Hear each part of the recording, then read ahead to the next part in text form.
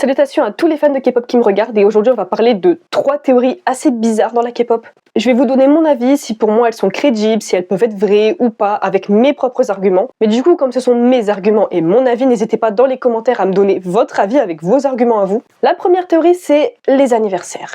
Il y a des gens qui pensent que, en gros, le jour de l'anniversaire des idoles, c'est pas vraiment leur anniversaire en fait, que c'est une fausse date pour qu'ils puissent fêter leur anniversaire tranquillement avec leur famille. Donc au lieu d'avoir son anniversaire le 3 janvier, et en fait son anniversaire c'est le 14 juin et on nous fait croire ça justement pour qu'ils puissent profiter tranquillement. Donc ça c'est la première théorie. Pour moi, elle peut pas être vraie. Elle peut pas être vraie tout simplement à cause des fans Sasaeng. Parce que les Sasaeng savent tout, vraiment tout, sur tout. Dans le sens où quand tu as un téléphone, tu as un numéro de téléphone. Et pour ça, il faut être dans un opérateur téléphonique. Et du coup, je suppose que du coup, il y a ton nom, ta date de naissance, il y a toutes tes infos, quoi. Et donc, les Sasaeng vont le savoir parce qu'il y a des Sasaeng qui travaillent dans les opérateurs téléphoniques pour avoir les numéros de téléphone des idoles, ou alors qui payent les gens qui travaillent dans les opérateurs, justement, pour avoir les numéros. Donc souvent, c'est des jobs étudiants qui gagnent pas énormément. Donc, ils viennent voir les gens, ils disent « je te donne 1000 balles et tu me donnes le numéro de téléphone de machin truc ». Souvent, la personne accepte parce que ça lui fait 1000 balles d'un coup, quoi, tu vois, genre ça se prend. Alors, je dis pas que c'est ok et que je comprends, mais voilà, c'est comme ça, malheureusement. Mais du coup, quand tu es inscrit chez un opérateur, il y a sûrement ta date de naissance dans ton fichier, du coup. Et oui, parce que par exemple, Ichul de Super Junior, il avait été tellement appelé par des Sasaeng qu'il a été faire changer son numéro de téléphone. Il est à peine sorti de l'opérateur, qu'il a reçu un message lui disant « Même si tu changes ton numéro de téléphone, on est déjà au courant. » Donc c'est qu'il y a un truc, quoi. Pareil aussi dans les aéroports, il y en a qui travaillent dans les aéroports, ou alors qui payent les gens qui travaillent dans les aéroports, juste pour savoir quel idol prend quel avion, à quelle heure, à quel moment, à quelle destination, pour pouvoir prendre le même avion, afin de pouvoir suivre l'idol. Sauf que quand tu es inscrit sur la liste des passagers, il y a forcément ton nom, ton passeport, on va vérifier que c'est bien ton identité, que c'est bien toi. Sur ton passeport, il y a ta date de naissance. On va le voir que c'est pas... Enfin, qu'il y a un truc qui va pas. Donc pour moi, cette théorie peut pas être vraie en fait, parce que les fans Sasaeng savent tout. Ils savent tout. Ils savent des trucs, franchement. Il y a Kyoyoon de Super Junior. Bon, Super Junior, ils se sont pris plein la tronche par rapport aux Sasaeng. Mais il y a une Sasaeng qui a harcelé énormément la famille de Kyoyoon, surtout sa sœur, qui vraiment l'a harcelé sur les réseaux sociaux. Donc la sœur, au bout d'un moment, elle a pété un câble. Elle a fait une story en mode non mais elle, j'en peux plus. La Sasaeng lui a répondu, tu sais que j'ai des photos qui peuvent détruire la carrière de ton frère. Comme ça. Donc, les Sasaeng sont au courant de trucs. Alors, je suppose qu'il n'y a rien de grave, il n'y a rien de fou, mais bon, les Sasaeng, ils savent plein de trucs. Pareil, Hachan Density, il a déjà dit, s'il vous plaît, ne nous attendez pas devant notre dortoir, parce qu'il y a toujours des tas de personnes qui nous attendent, ça fait flipper. Bon, il a dit ça très poliment, mais en gros, il a dit ça. Les Sasaeng l'ont mal pris, et ont balancé des photos de lui complètement déchirées. Il y a Doyoung qui doit carrément le tenir. Du coup, en réponse, elles ont balancé les photos, pour nuire à sa carrière. Donc, les Sasaeng, ils savent plein de trucs. Je pense que du coup, ça se saurait. Petit bonus toujours par rapport aux anniversaires, c'est qu'il y a une théorie qui dit que les gâteaux d'anniversaire, quand tu regardes les idoles, très souvent, même quasiment tout le temps, ils font tomber leur gâteau par terre. Oh mince, on l'a fait tomber, on n'a pas fait exprès, c'est dommage. D'accord, une fois, je veux bien. Mais 45 000 fois, non. Ce qui fait qu'il y a des gens qui pensent que les idoles font exprès de faire tomber leur gâteau d'anniversaire parce que ils ont un régime à suivre. En gros, l'agence leur dit « Tenez, on vous donne un gâteau pour l'anniversaire de bidule truc qu'on va faire en live. » Comme ça, les fans, ils vont faire genre... Enfin, voilà, vous allez souffler vos bougies, vos fans, ils vont être contents, parce qu'ils vont penser que vous avez eu un gâteau comme n'importe quel être humain sur cette terre. Mais en vrai, non, faites-le tomber. Après, je comprends cette théorie, elle est crédible, parce que une fois, je veux bien, 45 000 fois, c'est vrai que c'est bizarre. Donc cette théorie, elle est crédible. Hein. La deuxième théorie, c'est les clones. Il y a des gens qui pensent que les idoles sont clonés parce que ils ont un rythme quand même assez fatigant, et malgré tout, ils tiennent le coup. Donc les gens pensent que une fois que les idoles ont fait leur début, ils sont clonés comme ça. Des fois, c'est vraiment eux, et des fois, c'est leurs clones qui prennent leur place pour que les vrais idoles aillent se reposer. Cette théorie, elle peut pas être vraie. On n'est pas dans un monde assez développé pour réussir à faire des clones aussi bien faits. Pas encore. J'espère qu'on n'y arrivera jamais, mais bon, un jour, on sait jamais avec l'humanité. Mais non, elle peut pas être possible pour ça. Et puis, ok, c'est un rythme assez effréné et assez important pendant des années. Mais ils tiennent plus le rythme après. Super Junior, ils ont débuté il y a 20 ans cette année. Ouais, ça fait 20 ans cette année. Est-ce qu'ils ont toujours le rythme aussi effréné qu'ils avaient il y a 20 ans? Non. C'est pas un rythme que tu tiens pendant 10 000 ans. Il y a un membre de Apex qui a dit, je pense que passé 30 ans, je pourrais déjà plus être idol. C'est trop crevant et en plus, ils sont tellement actifs tout le temps, toujours en train de s'entraîner, qu'au bout d'un moment, tu peux plus. C'est pour ça que les idols sont très jeunes. Quand tu regardes par exemple Beyoncé, ça fait des années qu'elle est artiste, et ben elle performe toujours aussi bien. Parce qu'elle performe pas 45 milliards de fois par jour. Bon, j'exagère, hein, mais vous avez compris ce que j'ai voulu dire, quoi.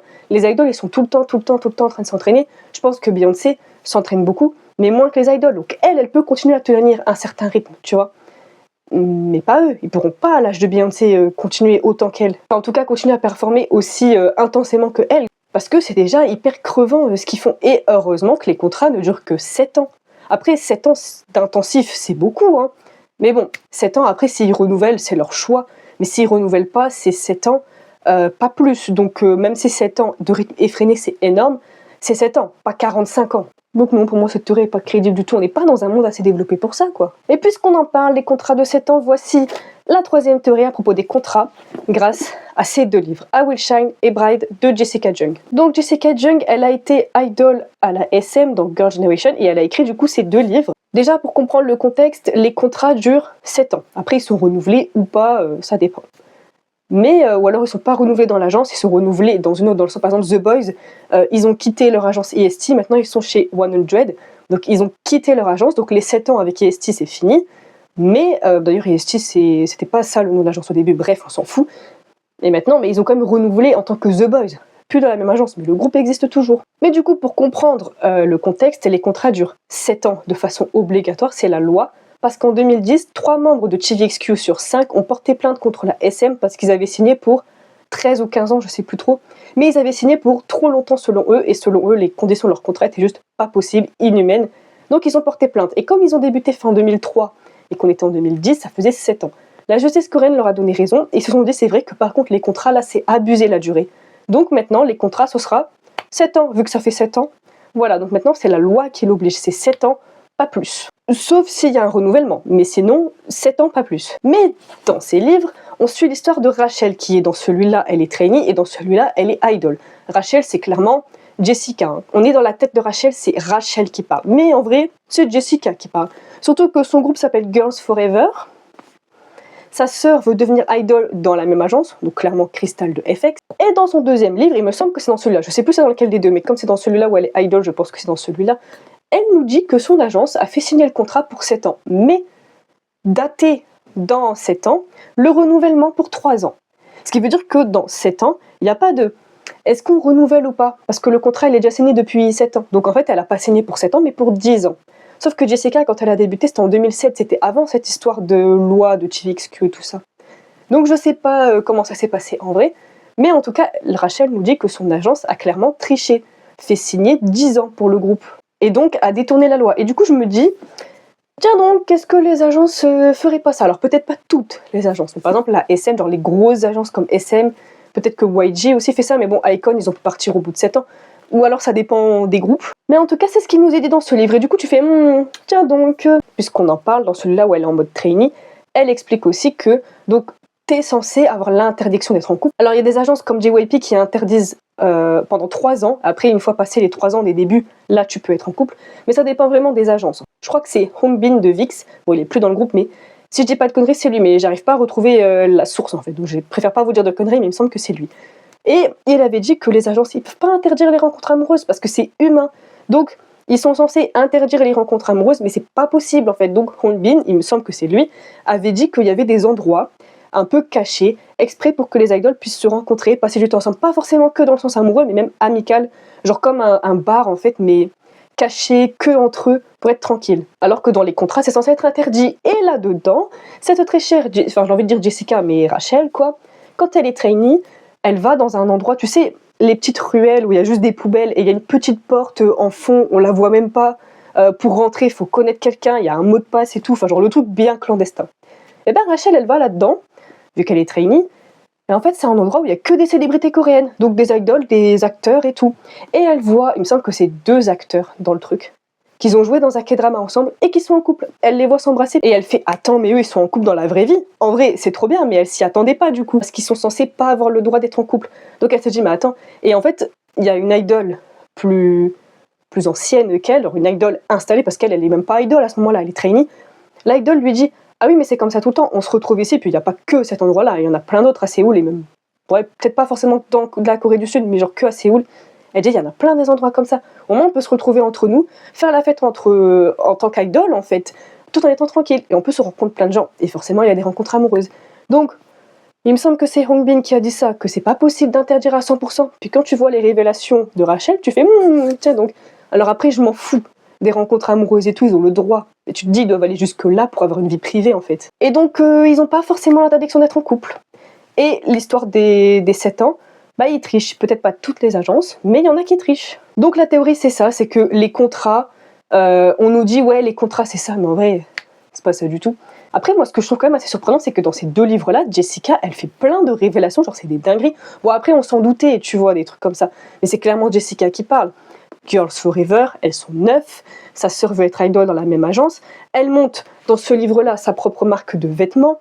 Elle sort avec un mec, il me semble, qui vient de Chine et qui est issu d'une famille riche. Jessica, en 2014, c'était son cas. Donc c'est clairement Jessica qui parle. On nous révèle du coup des dingueries, même s'il y a des trucs qu'on s'en doutait. C'est des dingueries et ça n'a pas fait plus parler que ça. Bah, ça a fait parler un petit peu au début et après les gens ils ont oublié. On peut pas oublier ce qu'on nous dit là-dedans.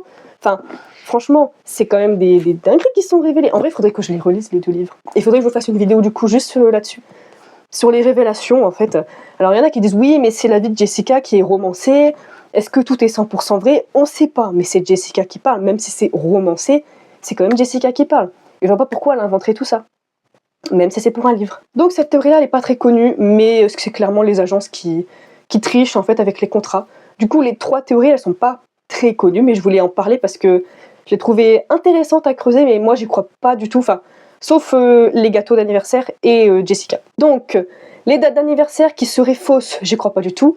Les gâteaux qui sont faits exprès de faire tomber par terre, c'est pas français ce que je viens de dire, mais bref, j'y crois. Les clones, bon, je vais même pas m'attarder là-dessus, c'est pas crédible. Et les contrats qui sont trichés, en fait, encore une fois, c'est pas français, mais on se comprend. J'y crois aussi.